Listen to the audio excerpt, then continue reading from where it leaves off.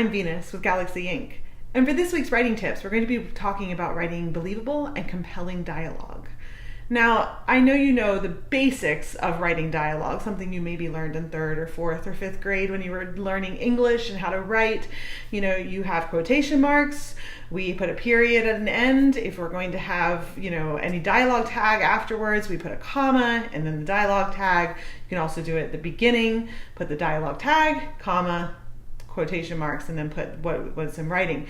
We start a new indent for every time we write a new dialogue tag, and we also make sure that we are including a new line for every new piece of dialogue coming from a different character. Okay, that's important.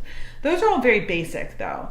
I see a lot of people asking about how to write good dialogue. They're not really sure how to do it because it's not like when we speak. Because when I speak to you, you can see the expression on my face. You can see if I'm really happy or you can see if I'm really upset. And it's not the same when we're writing in books because we need to make sure that that information is conveyed. We also need to make sure that people know who we're talking about. So a very common one that everybody sees is the he said, she said. He said this, she said that. You have to really think about the he said, she said as pepper or cayenne pepper, ghost peppers. We don't want a lot of those in our books, if at all. If you can manage to do a whole book without he said or she said, that's fantastic. It's not easy, but it can be done. A lot of authors just avoid it altogether. I know that there's some mixed information about this because I've also heard that readers don't see the he said, she said. They just skip right over it, or they see it and it's almost like a picture or a sight word and their brains just move on. I see it. I see it especially when there's a lot of it. If it's dialogue tag he said and then dialogue she said and then dialogue he said, it also gets really crazy when you have more than 2 characters and they're of different sexes. So maybe you have 4 characters in your scene. They're all male or all female, and you are trying to say she, and that doesn't work. And then if we're using other kinds of pronouns like they, that confuses it even more. They said, well, who's they? And did we establish who they was? So we need to make sure that we know who's talking. So that's my next point, is that we need to know who's talking. The characters need to sound just a little bit different from each other. I know that you're the writer, right? So they're all coming out of your head. So that's kind of why they sound alike sometimes. But we need to start distinguishing our characters so that even without a dialogue tag, you kind of know who's talking. And that's really important to creating these kind of dynamic, scenes where characters are talking to one another. We want to have a character who is well-rounded enough that when you read them, you know that that's Albert, or Batman or whoever. You don't need all those dialogue tags to tell you who's talking.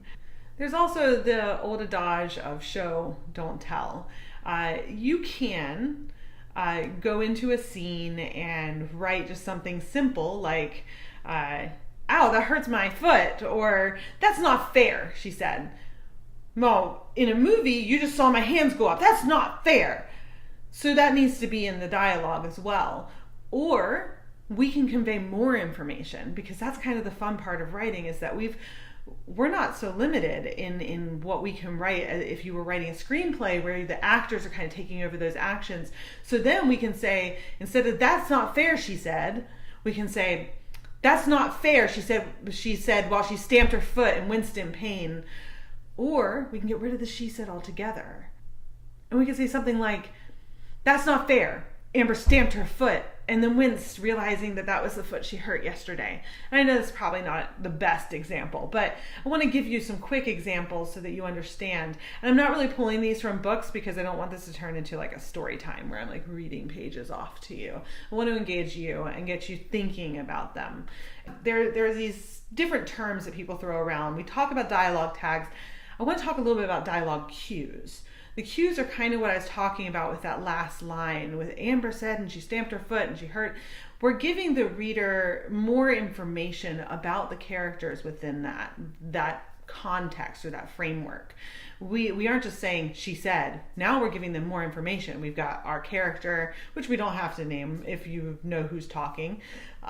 We've got our information. We know that she hurt her foot yesterday. I mean, if this was in the first page, oh, why did she hurt her foot? That's interesting. So there's ways to kind of create that information that the reader may not have had before.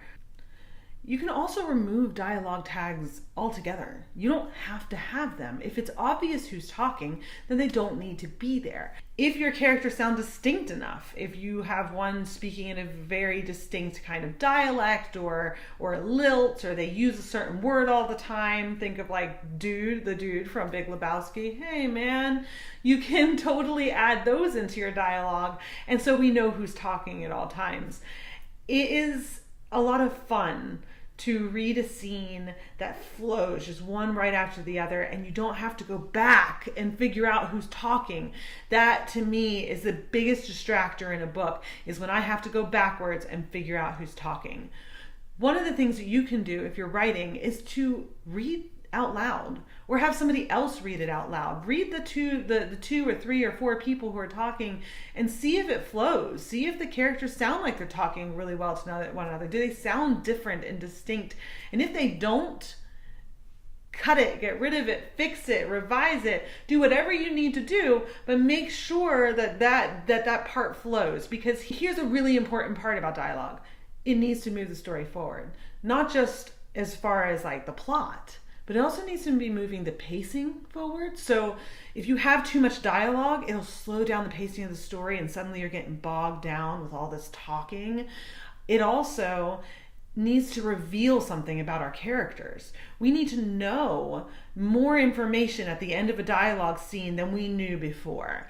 And that's hard to do, because I know that when I write, because I don't have this perfectly down, and definitely in my first drafts, my dialogue's kind of janky. So one of the things that you need to do when you're working on these, second and third drafts as you're revising, is to really go in there and analyze whether the dialogue is important, whether it's moving the story forward, whether it reveals anything about your characters, and if it doesn't, it might not belong there. So one thing I want you to really look out for, especially if you're a new writer, is adverbs. Stephen King has a quote where he says, "The road to hell is paved with adverbs." He doesn't like them, and he thinks that they need to be removed. If you haven't read his book on writing, he definitely talks about this in there. I think that adverbs are not horrible, but again, they're like the ghost pepper. They need to be as limited as possible. We want to add these things to the ends of our sentences and kind of like stick them in there at the ends of these dialogue tags. They don't need to be there. I can tell you right now, if you go through your whole manuscript and you look for all of those ly and ley verbs and ely, you will find that they are not necessary, or that there's a stronger verb that could be used there, or action that you are not including in there. So you said, she said beautifully. What does that mean? We need to see that. You said it, but we need to see it. We need to know what she said beautifully actually means in reference to this character, and how is it moving the plot forward, how is it moving the pacing forward, and how is it moving our character forward. The third thing I want to talk about is making your dialogue realistic. And that varies depending on what kind of story you're writing. If you are writing a historical fiction story, you want modern readers to understand it, but it's set in England in 1540, you're going to want to add a little bit of flavor text in there and some dialogue that we know that these characters are from that time period, while also it's still being readable for a modern audience. If you are writing a modern story, we need to make sure that it sounds like they're actually talking to each other in a very modern context. Be careful if you're writing things in your dialogue like modern euphemisms or even really cliche statements. If you're writing fantasy, it still needs to sound realistic. We still need to know that these people are real people. And even though it's all just in a book and it's all fiction, that these people have histories and pasts and words that they use or flavor text or whatever. You can put that in there, but you need to make sure that these characters, when they talk to one another, sound like they're real people that are talking to one another. I do think one thing that you need to really ask as you're writing, or as you've written a second draft, or you're going back through and looking at the dialogue, is you need to just keep asking yourself, would my character really say that? And so you need to ask yourself, as you're going through, would my character say that? Does this sound like me? Because that's really hard to do sometimes, is not make it sound like you, make it sound like the character. So does this sound like me, or does this sound like my character? Would my character really say this in this moment? Is this what the character would say? This particular character. Remember, we go back to that thing where we're talking about the different characters needing to sound distinct. So, are there certain things that one character would say when they're upset as opposed to another? And those are just things you need to think about. I do want to caution you that there are a few things that you need to look out for. I mentioned cliches and dating your book. It's okay if that's what you want to do, but you just need to be aware of it, that you're doing it. It's okay to break the rules as long as you know what the rule is. And I also mentioned the pacing. You've got to be really careful not to let that dialogue slow down the pacing of the story. What I typically see, and what typically slows down the pacing of a story, is a lot of exposition. If you're not familiar with what exposition is, it's a lot of explanation. It's, the beginning of an episode of a TV show where the character comes out and he's talking to the guy and he goes, yes, do you remember that time that we went to that store and we did this thing where it went to the place, and he's just telling you basically everything that you need to know so that they can set up the story. The problem with that is that in dialogue, and especially in the middle of a book or something, it doesn't work at all. It just comes across as a lot of exposition and explanation, and a lot of times that information can be peppered kind of throughout the scene, or it's not needed. So we don't be careful not to let exposition really bog down your story.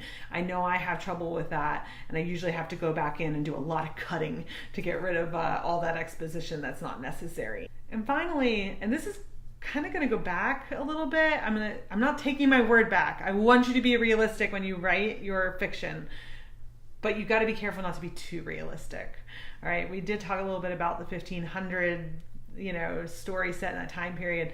If you want people to understand your story and not be like bogged down in the language and having really a lot of trouble reading it, then you need to try to modernize it a little bit just so that people can kind of relate. I think a good example for this, for me, is M.T. Anderson wrote a book called I forget the name, but it has Pox Party in it. It's written in 1700s vernacular. It is beautifully written. It is one of the best written books that I've seen, and it also took me forever to get into the book and really get into the language and really understand it. And I don't think that the book is accessible to a lot of readers or larger audience because of it. I think that the book is fantastically done. It's a wonderful case study, but it took me forever to read, and I read very quickly because of the language. I don't know if that was the intention of the author. Perhaps that was. And if that is, that's fantastic. It slows down the reader and forces you to read. But you need to be aware, again, that if you're going to break the rules, you have to know the rules. If you're writing your first book, try an experimental book where you're writing in the vernacular of a time period that you don't live in, probably not the best place to start. But again, just going back to the rules, and I don't even know if they're really rules, but going back to the 3 things that you need to remember about dialogue is that it needs to move the story forward, it needs to keep the pacing going, and we need to know more about the characters. That's it. That said, it sounds really easy, but it's not, right? Anybody who's tried to write dialogue knows that it's not as easy as that. So my advice to you is to write scenes, read them out loud, see if they sound good, and remember that if it doesn't work, or there's too much going on, or it's slowing down the pacing of your book, you can always cut it out. As hard as that is, it doesn't have to stay in the book. Don't forget to press like and subscribe to my channel. We post new writing tip videos every Friday for all types of writers. I've been Venus with Galaxy Inc. I hope your writing is out of this world.